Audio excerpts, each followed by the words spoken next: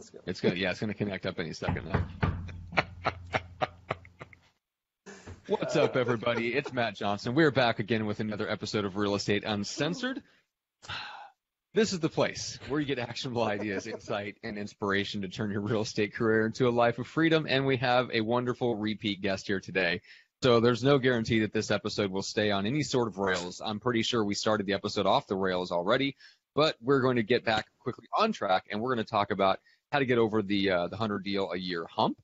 How to deal with the shifting market. We're recording in fall of 2018, so we'll talk about that. We're going to talk about Dave Pannell, who is back with us, and he is the wonderful person who introduced us to the ever more wonderful Glenn Twiddle. So we have much to talk about with Dave. We're going to talk about all kinds of stuff today. So without much further ado, first of all, my illustrious co-host, my co-partner and co-pilot in all real estate crimes, Greg McDaniel. What's up today? What up, Johnson Face? Baby cakes. Man, it is fun. We're talking with Dave off air. If you guys cannot see me, I'm wearing a Curious George shirt today. It says all day, every day. And just chilling, doing nothing. I am dressed up for Halloween. It is Halloween on this recording. And I'm dressed up as an agent who doesn't want to do anything, a.k.a. every agent who doesn't want to do shit on every day. So I just figured I was coming with my true self. Yes, Dave laughs. Well, you know you're a true agent if you've turned Halloween that occurs in a midweek Halloween into a 5-day vacation. Well, don't we all? I mean, come on. I mean, shit. I got the memo. No one else got the memo on that? Okay. Well, this shifting market, hopefully they could take off the fourth quarter. That's a true fact. I was super pumped to have Dave back. Dave actually is out of Texas and in Fort Worth, where my brother and sister actually went to college. And he devastated my heart when he told me that a club that my brother used to bounce at and a club I used to like to go to, Ados, is no longer in its location anymore. But I'm told it's still there, right, Dave? Yeah, it's in memory. We'll go more tonight. Yeah. A very foggy memory. When no one wants to remember. But I actually still the funny thing is, Dave, I actually have one of their shirts that my brother used to bounce with, and I work out in it. That thing is freaking small. I don't know how my brother used to fit in that damn thing. He's a giant. I mean, people think I'm big. Jesus. Anyways, I keep cutting Matt off. I got some fond memories of that place too. I'm still reeling over many things. One of the many things I'm currently reeling over is why you're wearing a shirt that is probably 5 years old to work out in that your brother used to bounce in. I mean, we're talking about, is it a 10-year-old shirt? Oh. Does the shirt is old enough to have its own kids? It actually could. Could. But you know what? Hey, you can't work out in new shirts. You got to work out in old shirts, brother. Come on, man. Do you go down to Ross and pick up your brand new tidy whitey and go out and work out in it, or do you go work out in the old shit? I ordered workout gear on Amazon like a man. So you wear spandex. All spandex. All spandex all the time, baby. All right. So Dave, fill us in for those that missed your last episode, which is I think it's been like a year and a half, maybe even 2 years since we had you on the show, which is crazy in itself. But wow. I know it's been a while, right? Well, because we've had Glenn on a million times since then, and you were the one that introduced us to Glenn, and I'm pretty sure we've known Glenn for like a year and a half. So good. Catch us up. So first of all, we'll get into the specifics of what have happened in the meantime, but just tell people kind of where you're at and the structure of your business. We moved downstairs from our closet upstairs where you did the interview before. We had 300 square feet. Now we have over 2,500 square feet of office space. It's nice.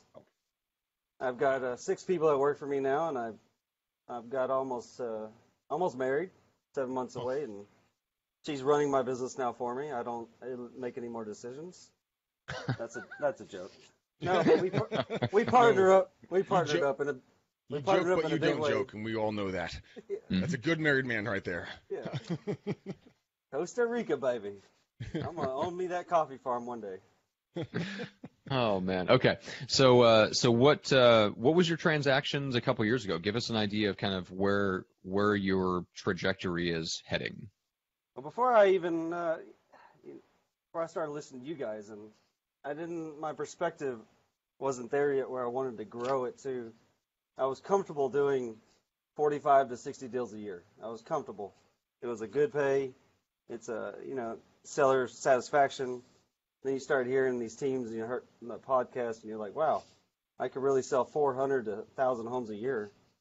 And, it's been a struggle, like everybody says on the cash. There's things you got to go through. But we're about to go over 100 deals, or at least 100 identified deals, not closed, in a calendar year, which is amazing. Yeah, I was going to say, you're sitting, what, 80 right now?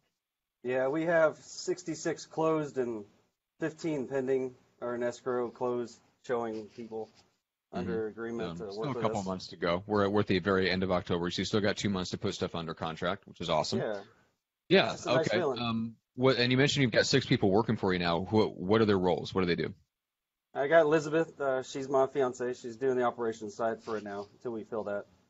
I got 1 full-time buyer's agent and 2 ISAs that call at night. They copy, circle prospecting, calling foreclosures, calling some of the turbo stuff out there, probate leads, anything we could get a new client or stay in touch with ones we've really done a good job for. Okay, wow, they're doing a lot. So they're ice cold prospecting in neighborhoods all the way to reaching out to your past database. Yeah. Crazy. Okay, very cool. All right, so we've got a bunch of stuff. Let's talk about the market a little bit right now, just because I think it's on people's minds, and it's going to come up again regardless of, if you're listening to this 3 or 4 years from now. Welcome, hello from the past. So tell me a little bit about what is the market doing right now in Fort Worth? We have taken a 90-degree shift. It used to take about 2 hours to sell a house here in Fort Worth if you price right, between 150 to 300 price range. Now we're sitting about a 90-day market. If you're still priced to 5% below retail, you're still going to get multiple offers, but you want to be absolutely priced right. And I love it because we're going to lose a lot of the rookie agents, a lot of amateur, a lot of discount stuff out there that they're feeding a lot of the sellers a lot of like BS, boo for BS today. But we've always worked in a way that that we didn't have an MLS system. A lot of agents, rely on the multiple listing servers just to put something on the market and hope and pray it sells with a yard sign. And we talked last time about the coming soon process and just getting that right exposure out there. And I think moving into a more shifted market like this, a longer time on the market, it just benefits the sellers and everything. Well, that's an interesting perspective, Greg. I don't know that I've really thought of it this way before, and because we're talking before we went live about what would the world look like if we didn't have an MLS, and it sounds like what Dave is doing is design a marketing program that actually, it's not that the MLS doesn't exist, because you get some help, and they show up to open houses, and their agents will send them and stuff like that, but I've never really thought about like building a marketing plan or building a real estate business that doesn't really count on the MLS even being there. And of course, most agents can't hack it if the MLS wasn't there. So, Greg, what's your opinion on that? Do you see anything happening with the MLS anytime soon to where we have to be prepared for that? I think I'm going to consolidate a little bit. And those of you guys who are watching right now, I am Halloweening it up with my own personal black cat. So he is good luck for the put the Bandito cat down over there. But I mean, when it comes to actual MLS is going away, I don't see it going away. I see it changing. I see it shifting. I see it consolidating, like I said.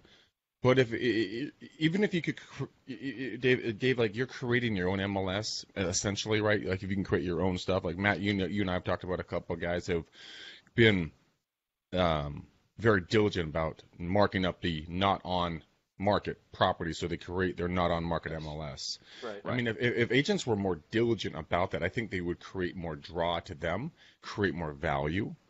So at their open houses, they could say, hey, look, like I do. I say, hey, look, would it be interesting if you guys would, could hear about properties that weren't on the market? And every single person says that. Man,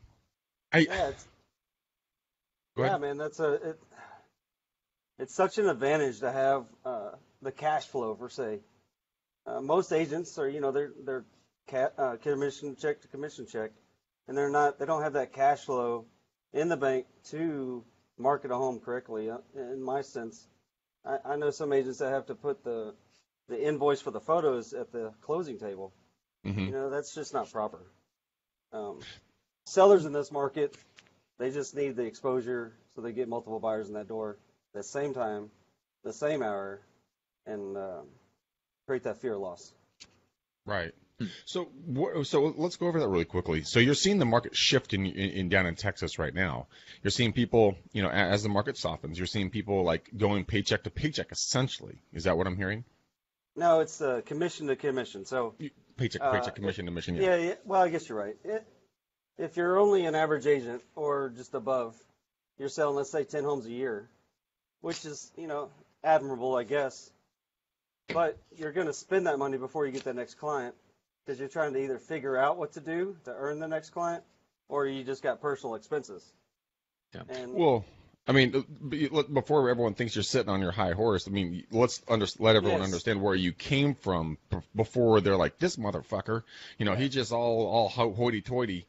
But dude, you bootstrapped yourself up from like the bowels of the business, and now you since you put the hard work in, now you can look back and you're throwing the rope down to people because you're on the podcast again with us, and you're going like, hey guys, this is what I did. Check it out. Go check it out. This is how I did it. Right. That's a great idea too, because it's back to Glenn Twiddle. He teaches you a lot of stuff to attract business. So you could use that same model on your homes and your listings, but you could do a lot of free marketing that doesn't cost money to leverage it. In the beginning, that's what we did. We leveraged it free until we could pay for it. So, I'm not bragging in the sense that you got money, but say it takes $1,500 per listing. Say you spend 10% of your known commission coming in to get that thing out there. It's just addition to that free marketing aspect model. It's powerful. Mm-hmm. Yeah, and the thing is that just to drive this point home, for the love of God, if you're new and you can't afford to market a property in the way that you would like to, or the way that a top listing agent would, you still have other options. That doesn't mean that you're a bad person or that you're not doing a service to your clients. But we've said it a million times on the show. Look, if you're that new that you literally are just you have no savings, you're going to have to spend every bit of that commission just on your living expenses, that's fine. Go partner up with another agent, get a mentor, someone who's listed properties before, someone who knows what they're doing, whether it's someone like Dave that has their own marketing plan already, or maybe it's someone that just has the experience and they'll let you do your marketing plan, but they'll supply the money if you put in the shoe leather and do the work. So there's a bunch of ways to and I know, Greg, I'm going to offend you, skin the cat. There's a bunch of ways to skin this particular cat. That's good. Perfect.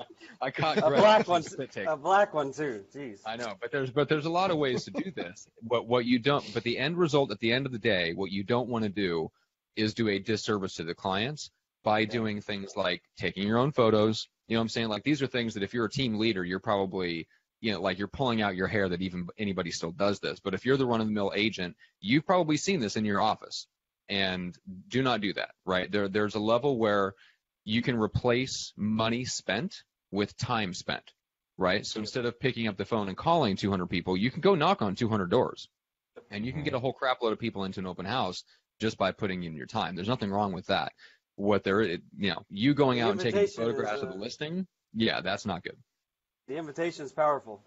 A lot of the agents invitation don't is spend time inviting enough people. You're right.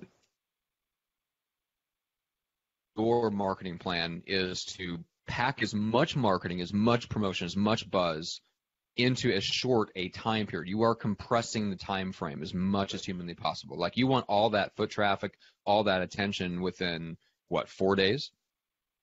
Yeah, I mean, ideally, most clients will only give you 1 day, but if you can have 10 to, I like to have 21 days, but obviously you want to shorten it down because people want that blitz aspect.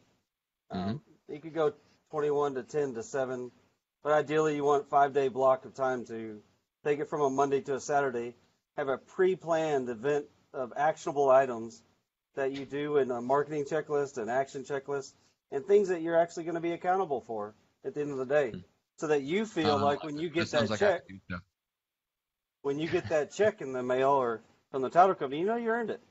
And that's, unfortunately, I think, fortunately, I think that's where the market's going to shift to on a performance level for those commission checks, is to perform for them. Well, at a high let's level. dive into that really quickly. Well, let's talk about performing for our clients. There's different levels of different. Everyone has a different idea of what that might mean. So for you, Dave, when you perform for your client, I mean, what is it to you that is an A level, B level, or just not acceptable level of performance for a client? Because I think a lot of new agents who are in the business or folks that are listening to this are trying to reinvent themselves or getting back into the business or whatever else or haven't been in it for a while. They're like, what is performing for my client? Meaning, what level should I be reacting and interacting with my clients at? So if you wouldn't mind, I mean, at a 10,000 foot level, walk us through what an A level performance for your clients would look like from start to close. Man, that's a good question. Yeah. That's In the why I get Marine paid Corps, the big bucks. yeah. That's why I get paid the big bucks. And you got the cat.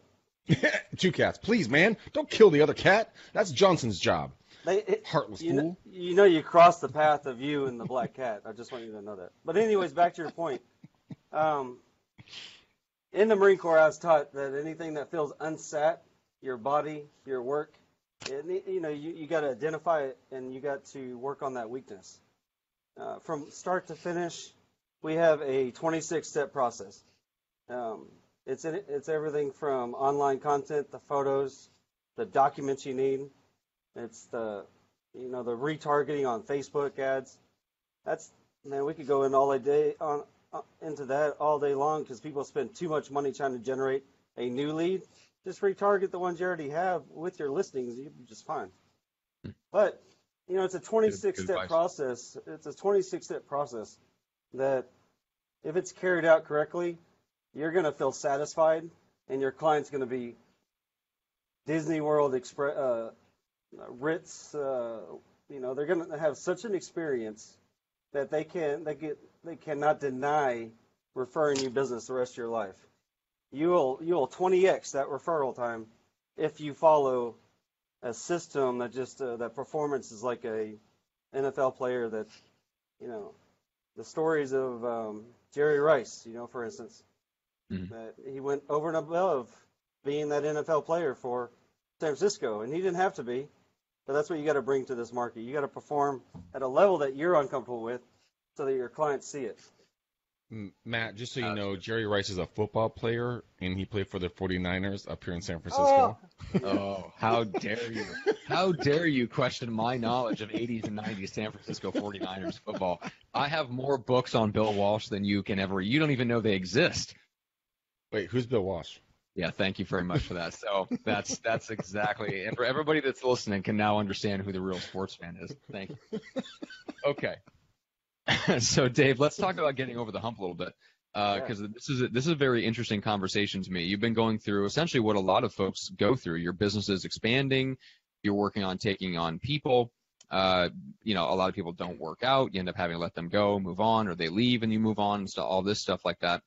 So I want to talk about a little bit of what your fiance's role is in the business, and let's break this down a little bit and help people kind of get a sense of what the next steps are, right? What are the next things that you could be doing or should be doing that will get you over that hump? You might hit it by the end of the year, but we're going to assume it's probably going to fall just a hair short, and so really the goal for next year is triple digits. So it's about kind of setting you up for 2019. So what's your fiance doing? When you say she's in the operations role, what does that mean? It keeps me in my plan, my prospecting, lead follow-up, negotiating deals for my clients, and obviously appointment setting. She just keeps reminding me every day that I need to keep doing what I'm doing. That's my strength. And for her, she came out at a perfect time a year and a half ago, probably 6 months after we did our thing. In the first time, I was just trying to figure out the team model. I was just trying to leverage myself. I had 3 buyer's agents, no admin staff. I was doing it completely wrong. I had to cut down the pay scale because we had no money to spend on support. I was paying it all to the buyer's agents. So I lost 2 of them moving forward. Not lost them, they just reorganized the business a little bit. We lost them. Yeah, lost them. But Liz takes care of the investment side, but also keeps track of our stuff. But I do have Stephanie Cook, a lifesaver. She is our TC. Mm-hmm. She 2 years with Keller Williams, came over, moved here to Fort Worth, and applied for the job. She was on board in the office for 6 months. Had some family stuff. Had to work from home. It was a struggle at first trying to figure out what her really role was. But now with Liz and Stephanie helping out, I'm not falling short on paperwork issues, admin, or anything. And it just gives me some time to grow it. Cool. So you've got somebody essentially kicking your own butt just to make sure that you stay on track with the things that you've committed to yourself to do, and just essentially staying on schedule and staying on track. But she herself is splitting roles, right? She's running an investment business and she's trying to run the operations of your business at the same time, right? Yeah. But then we talked about before we went live that right now, like, all your checklists are in your head, right? Right. Yeah. So is she? I'm assuming she doesn't have the time to be that person that helps get those checklists out of your head and onto paper, right? No, I'm actually doing that now. Been working on that for the last year, and you can see the growth. Yeah, you can see the growth when you do that, and using Google Drive to have that stuff. I mean, I built out a lot of documents. I can't believe what was in my brain. And, just 12, 13 years of the business and 5 years of coaching is just it's amazing what you could come up with to organize this business. No, it really is. About 4 years ago, I developed an entire month worth of coaching program of 2 days a week at 3 hours per day coaching program in a 45-minute flight from LA to San Francisco after a Tom Ferry event for my last brokerage. Wow. And it was like, Dave, to your point, like it's insane. Like when you go in and just start extracting out what you have in there, you'd be astounded to what we all have in our brains, but we never tap into. Because we don't think there's enough in our brains or enough resources at our fingertips. And I've said many, many times, and I did not come up with this quote. I heard Tony Robbins say it, and so I'll give him credit for it. It comes down, there's resources and resourcefulness. And you have the resources, obviously, and you then became resourceful with those resources, and you put it into action. You built the documents for your team. Yeah. And I just got done writing a lead management policy. Obviously, you share ideas with other agents at a high level, and I've just impressed myself over the last week coming up with a financial statement that I want to meet in 5 years, a lead management policy, and actually have position agreements that lay out the absolutes, the consistency, and the commitment I need from everybody on my team to have that performance. Have you seen any kind of pushback from team members for like position requirements or position demands, like what you demand and expect from them? Because a lot of people, when they get into the business, they're like, well, I want to be my own person. I want to be my own agent. I want to work for myself. I want to do A, B, C, X, Y, Z, and D, But, I mean, are you seeing people saying, look, I actually do want to be a part of something bigger than me. I actually do want to become, responsible for my actions. It comes back to that vision and culture. Starbucks is always hiring, I tell them. And I've been telling Matt for years, Walmart's looking for more greeters. You get paid more there, and you got better health benefits than what I'm going to offer you if you don't work. I got Walmart the gives you application free right here in the bananas. office for them. You can apply on their app. I'm just kidding, but you could do assessments. You could interview back to back. At one point, I had like 3 or 4 weeks. I was just tired of interviewing people because you got to get those people in here that want to be included and be a team member. And same with your clients. I want to attract the clients that want to work with me. I want to attract the team members that want to work with me, that I want to work with. And I mean, we're going to do some amazing things. I'm going to go to 1,000 sales or over. Never thought that was even possible. But I'm going to do it with a team. I'm going to move people forward in life now, and just really benefit my people that are around me every day. I want to be a true leader, So I want to get back to just like the systems and stuff like that. So you're in the middle of building out the systems that are going to kind of lay the foundation for this next big jump, and I think that's where a lot of people get stuck. right? So Dave, you've put in, and you know how hard it is because you've been putting in the work. You know how hard it is to build the systems as you're still in the business, actively working with clients. So I think for a lot of people, they do the exact same thing you did, right? Buyers agents, they think, well, I've got more leads than I know what to handle. Let's bring on an agent, right? Mistake number one. Now you bring in admin first, start getting your systems down, then maybe worry about getting the buyers agents. But now you've got that fixed, right? So that's in place. Now you've got your transaction coordinators. You've got someone that handles it from contract to close. So there's a couple of different ways to kind of go to scale up that I've seen people do, and it's kind of your option. I don't know that there's, from here on out, there's a lot of different ways to do it. And I'm curious to see, I don't know which way you've decided to go yet. But you could start, essentially you're looking for ways so that you can spend your time in the highest value things and offload everything else.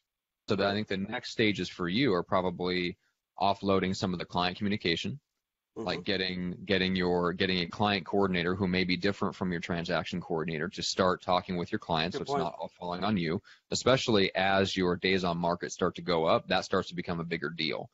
When homes are flying off the shelves, client communication during the listing process is it's a week. It's like get ready for the closing process right when you list it. You start the closing. Yeah, exactly. It's like, I got to put that email there. As that starts to go out, you have to make sure that that's in place. But then you've got somebody, fortunately, you've got your fiance that's helping you build out this kind of stuff and laying the foundation. And here's the big point that I wanted to make. There's a couple reasons for revolving doors between real estate agents and staff, and especially admin staff. I would say one of them is the personality of the agent and just being them, right? Which that's not everybody, but some people just have strong personalities and they just don't mesh. But take that out of the equation. The average person that comes in to work a job, we don't relate to them anymore. We don't understand what that mentality is like. We don't identify with it at all. But, the people that come in to work a job, they want to plug into systems. They want those systems to be in place. They want to know exactly what they're signing on for. They want to know how they're going to be judged. They want to know how to know when they're doing a good job versus a bad job, so that they can just kind of right up to that line of I'm doing a good job, and they're not going to go much farther past it. Most people are not going to go much farther past it. And what's tough for us as agents and just entrepreneurs in general is taking that step back, taking a big deep breath and going, okay, where's the line? Yeah. Exactly what is the expectation I'm going to set? And then what is the system that I'm going to plug into so that the average person, the person who's right for this role, can fit in?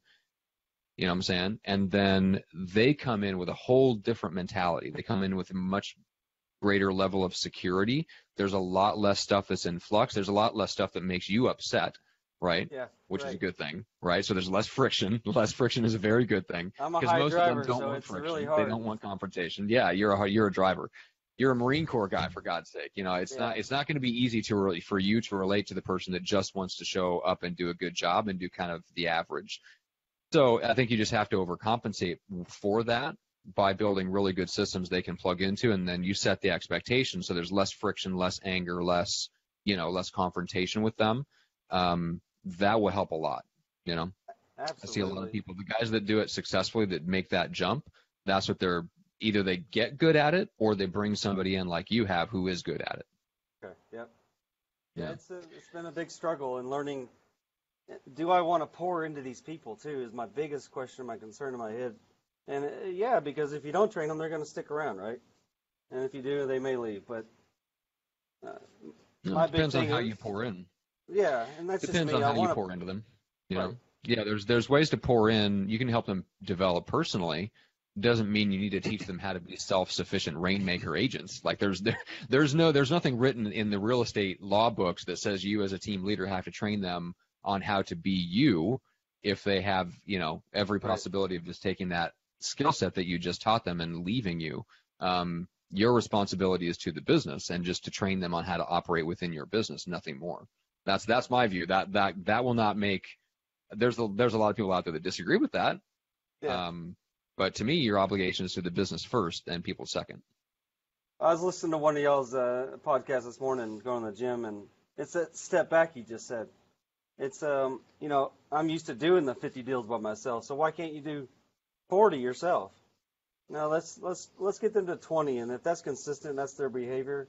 Let's celebrate that, not get mad at that. That's the shift that I'm going through. It's like, cool. Is that what you want to hit every year? That's going to be your financial goals. That's perfect. Yeah. Yeah. I mean, and Greg, you and I talked about this where we literally ended the last show with this. Most agents want to sell about 2 to 3 homes a month. They want to work with the people they want to work with. They want to have a great lifestyle, travel a little bit, stock some money away, get a nicer house every few years, and steadily upgrade the average list price of the home they sell, and then steadily upgrade the quality of the clients that they work with so that their quality of life continues to go up over time. We all, like all the entrepreneurs that end up starting teams, can't relate to that mentality, but I think the more that we understand it, the more we can be supportive of it and understand that the most stable real estate business is probably based on those people, not other rainmakers like yourself and trying to hold on to other rainmakers. It's insanely hard. It's herding cats to get rainmakers to stay with you, you know? Yeah, thinking back when I got into the market, I didn't realize my contacts was my business. I didn't realize the people that I surround myself with is my market share. And it's a nice idea that I was hoping to get to 12 transactions. I want to do 1 a month. I remember writing that down. It's like, if I could just do 1 a month as a new agent, because I actually publicly on live, I was asked to resign my position where I was working because I was doing real estate at work, and I was sitting at Starbucks. We always talk about Starbucks. I was sitting there. I was like, man, what am I going to do? And it's been 13 years of full-time real estate now, and but getting that 12 mark out of my head, just having that perspective in the beginning of what can be achievable if you have the right training. Mm-hmm. So what made you? Team. What made you shift from going from 12 to 100, literally over 10xing? I mean, like you exploded out of the gate when your mindset shifted. So, I mean, what went from like, God, please, baby Jesus, let me get 12 deals a year, I'd be happy, to now you're like, I'm going to do 100 deals this year, and I'm going to do more next year, and I'm going to keep growing this beast that I'm feeding. Yeah. I mean, what snapped? What changed? Because that one little itty-bitty teeny tiny thing that changed in you has made all the difference. And my gut is probably somewhere in the mindset. I was talking to a guy at a nightclub at an event. We all went out for a after party. And I just casually said, hey, man, how many deals are you doing? I was expecting a number around 40, and he said 500. And I was like, what? I'm sorry. I think Jay-Z's too loud in my ears right now. Yeah. Did you say 500? What? Yeah. And then you start looking into it. This is 4 years ago, almost to the month. I saw an ad and I applied to the coaching program. I couldn't even afford it, but I just got a $20,000 commission check for selling my highest priced house in Colleyville, Texas. And I was like, screw it, I'm gonna pay for 6 months. And that's what snapped. I was like, I could do this. But I still, in the back of my head, you're like, no, Dave Pannell can't do that. That's a lot of people. That's a tough one to overcome, isn't it? Yeah. It's like, well, somebody else could do it, but it won't work for me. Right. And I've never lacked confidence. But, man, when you think about doing 400 transactions, having employees, and I'm writing checks every day now. Mm-hmm. Expenses, I got 2 checks here, people waiting, texting me to come pick up. And I'm like, that's the reality of the business. Everyone wants your money. Hey, I mean, I've sent you several texts today. Man, where is my check? I've been waiting for that damn thing. I got you. God, hey, come on, get on. I love that Grant Cardone quote. Where's my money? Where's my money? Where's my money? Right. That's what everybody's saying to you. Where's my money, Dave? Come on, man. Yeah. Write the check. All right, so we talked about what the goals are, and kind of what the process is. You're getting your systems laid down. You're hiring more people. Kind of what agents you're looking for that's going to help you get to it. I think one of the biggest mindset things, it prevents agents from knowing they could do 5 deals a month versus 2. It prevents them from thinking I can do 500 deals a year instead of 100. And it's the idea that all that stuff ends up being more work. And it's not. Yeah. Actually, It's in not. fact, It's it's what's weirdly counterintuitive. profit allows leverage. One of y'all's podcasts, profit allows leverage. I think it was Jeff Cone? the guy with the Cohen or something up there north. It was Yeah, on Jeff one of Cohen or y'all's Jeff things. Cohen. Yeah, Jeff Cohen. You were talking to him on one, and he's like, yeah, it's just profit over, it allows leverage. Yeah. So when you do start making more money, it allows you to have more people to help you with those clients. Mm-hmm. Yeah. To Yeah, it's 100% true. Yeah, to keep that performance level up too. Exactly. And the more people that you have involved and the more specialists you have on your team, it actually increases the quality of the service. Like we think we're doing everything at 100%, and maybe for us we are, but we're still just one person. We all have our strengths and weaknesses. There's no way for us to execute the ideal checklist of everything that needs to be done for our clients. Like I can tell you, like there's people on my team, even though I've done every single aspect of marketing and podcast production, and I've literally done every single thing in my business. I was able, because of being better at sales and marketing, I was able to hire people that are now better at every single step of the process than I was at every single step of the process. That doesn't mean I can't step into certain aspects of my business and be better than certain people are in my business. But in aggregate, in total, we deliver a better product now than I did when it was just me, even if I only had a few people to focus on, which is insane. And it's the thing that like we have to get our heads wrapped around, that growth doesn't equal more work. It's just different work. It's just different. Yeah. That's all it is. And I can remember when I was growing it, I'm still growing it, but when you're doing the 40, 50, I was always behind a step, or not forgetting, but I was always being reminded from other agents to try to keep up with that. If I was a listing agent on a house, the buyer's agent would always remind me to do something or something like that. That's just the craziness of it, that when you do sit down and actually to write out these systems, you actually get better at the client experience as well too. And I can't believe we have so many things documented now that we're just, next year is going to be projected 162 transactions, and then 20% from there increase. Nice. Year over year. Love it. It's all doable. Yeah. I mean, once you get your systems in place, then it's just a matter of consistently prospecting for agents and other relationships to plug them into the system that's already built. Like, that's the hard part. The hard part is getting all the stuff out of your head and onto paper, so that when people come into the business, they go, okay, yeah, I know exactly what to expect. I know what I got to do. I can do this. So, all right. So, Dave, let people know, kind of remind people where you're at so they can keep you in mind for referrals, and what's the best place to connect with you. Yeah, thanks. We're in Fort Worth. We're an hour from Dallas, Texas.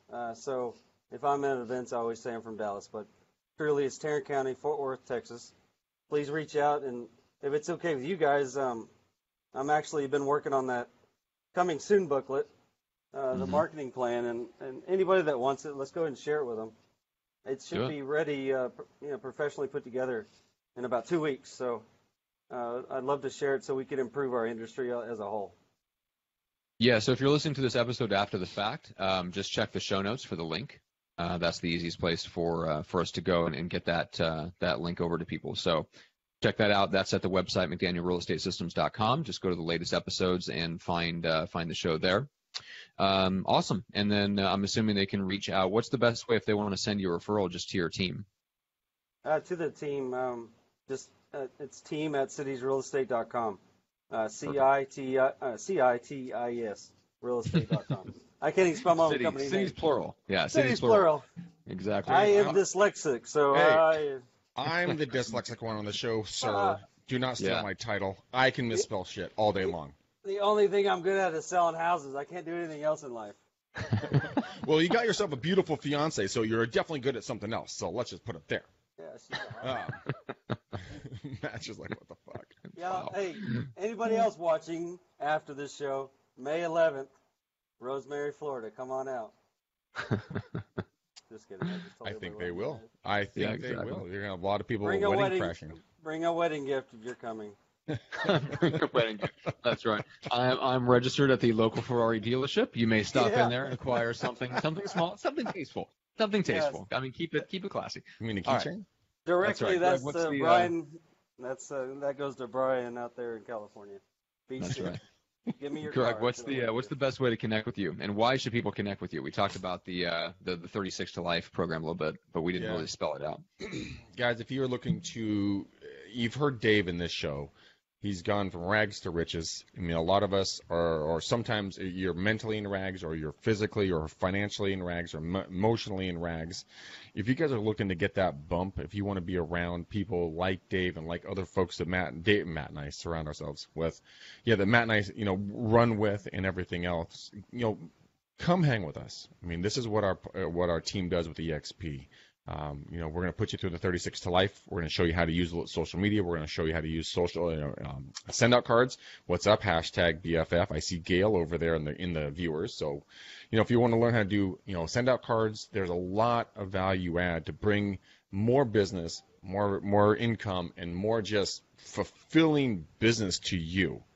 Come check us out. Go to bookmcdaniel.com. Again, it's bookmcdaniel.com. Let's book time. Let's see if you guys are the right fit for us, and we're the right fit for you. Go there. Matt, how can they give us a review on the show so that we can get more viewers and influence more lives? Go to Apple Podcasts or go to iTunes or Stitcher, depending on your handy-dandy device, and just leave a rating or a review. 5-star rating is preferable. And then if you enjoyed a particular guest episode, make sure to give them a shout-out in the rating. So, for example, if you like Dave's episode, give him a shout-out, thank him for his time, his contribution, for opening up about his business and sharing, his challenges and the process on the way to doing triple-digit deals a year. So that's the best way to review us. We would super, super, super greatly appreciate it. And then make sure to go check out rockstarlivevideo.com. That's our free training on how to get started with Facebook Live, short, targeted Facebook Live videos to attract more clients, build your credibility, keep in touch and stay on top of mind with your database, all kinds of good benefits. We're actually going to be pulling some of our shows off of Facebook Live because longer form content, like what we do here, doesn't perform as well as the things that we teach in that course, which is very short, very content-packed, engaging, fun Facebook videos. That's what gets the most traction. And so we're seeing less of success with actual shows, but the things that we talk about in Rockstar Live Video, the short videos, that's what's getting more traction, and Facebook is sending more eyeballs and more traffic there. So go to rockstarlivevideo.com, get the free training for that 4-video series. So with that being said, Gregory, shall we put a bow? You make me look better on camera through that thing? Yes. Well, yes. Yeah, I just figured I'd throw that in. Mm-hmm. That's right. It reminds me of there's that old Friends joke. It's like, what? They can't, it was on camera. Well, exactly how many cameras were on you? Yeah. That's good. You guys are awesome, man. How many cameras are on you? Right. 10 pounds, 10 pounds, 10 pounds. Exactly. What the fuck, dude? Matt, we need a color. We should probably do something in respect to the great state of Texas. Purple. Oh, well, He's purple. yeah, I was going to say, we got to go with Dave's purple. I mean, come on now. Oh, That's the color. It's the color of the magician archetype. Dave magically gets homes to sell through his open house process. Yeah. I love it. Okay, a beautiful royal purple is going to be the color of our bow today. Thank you guys for watching and listening to our show. We greatly appreciate you. We love you. We appreciate you guys listening to us and following us. Please share this with an agent that might need to hear the content that Dave, was gracious enough to give us today. We will be coming back with our next episode with another amazing guest, or just Matt and I just bullshitting together, having a grand old time, just enjoying each other's company. As I choke on my own spit. Liz. What? Y'all need to do Liz. Have her on. Yeah, we'll get Liz on. Yeah. Anyways, we'll do that. You need someone cute on the show. Sorry. Well, you calling me ugly fool? Hey, every day, all day. Every day, all day, baby. You. Every day, all day. How dare you, Dave? All right, with that said, we're totally kicking you off the show now. Yes. All right, guys. We love you. We'll see you on the next show. Until next time, peace out, ninjas. Happy Halloween. We gone. Boom.